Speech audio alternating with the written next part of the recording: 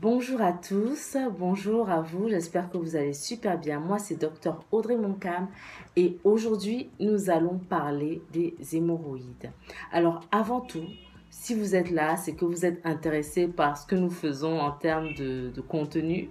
Alors, je vous invite vivement à vous inscrire, à vous abonner à notre chaîne ainsi qu'à notre page Facebook. Vous êtes les bienvenus afin de recevoir du contenu de qualité en matière de santé et en matière de santé cardiovasculaire particulièrement. D'accord? Alors ici, nous sommes dans la série Ta voix compte. C'est une série que nous avons débutée il y a pratiquement un mois, au cours de laquelle, en fait, on a invité toutes les personnes qui nous suivent sur Facebook et maintenant sur YouTube. Vous êtes les bienvenus aussi à nous faire part des sujets de santé qu'ils souhaiteraient aborder afin qu'ensemble, on les édifie davantage. Comment mieux gérer le problème s'il est là ou bien comment le prévenir.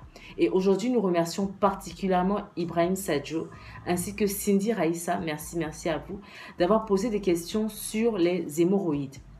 C'est un sujet très important parce que c'est un problème assez fréquent, très fréquent, mais pas suffisamment peut-être, on n'en parle pas suffisamment, peut-être par souci de pudeur, les gens ont un petit peu honte parce que ça affecte la région anale. Mais aujourd'hui, nous allons un peu démystifier cela et vous en dire davantage.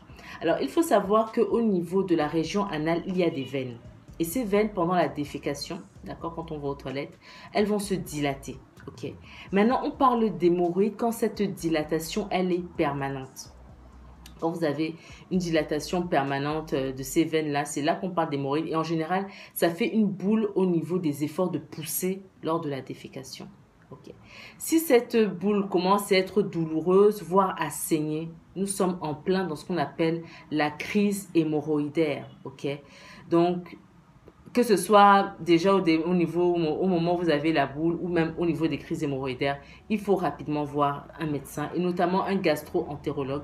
Ce sont eux les spécialistes du tube digestif. Ok, le tube digestif va de la bouche jusqu'à l'anus. Ok. Voilà. Mais aujourd'hui, nous allons quand même parler de quelques généralités, à savoir déjà, c'est quoi les causes? Qu'est-ce qui peut entraîner les hémorroïdes? Pourquoi est-ce qu'il y en a qui ont des hémorroïdes et d'autres pas du tout?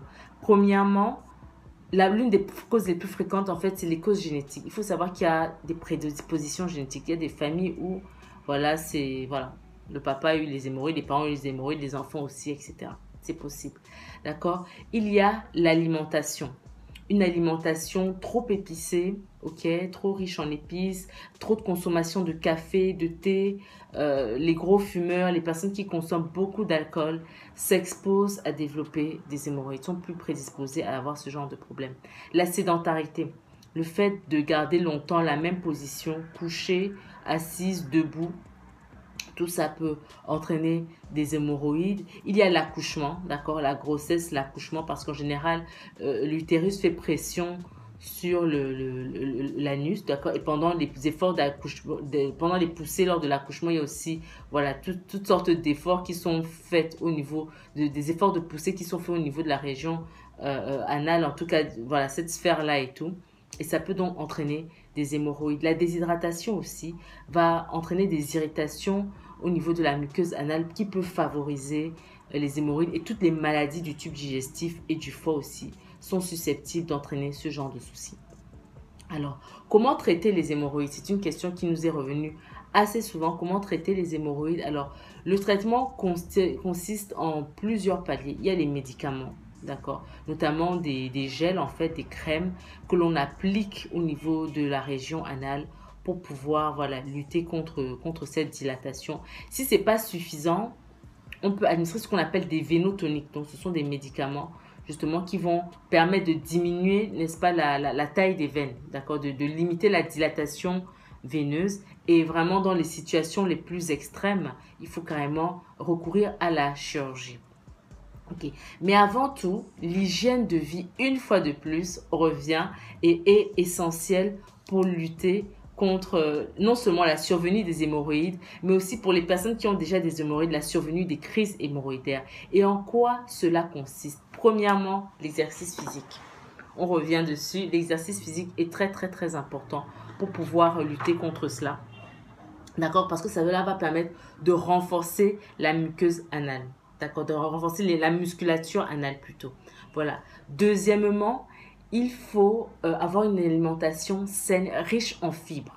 D'accord? Riche en fibres pour justement éviter la constipation. Ça, c'est très important.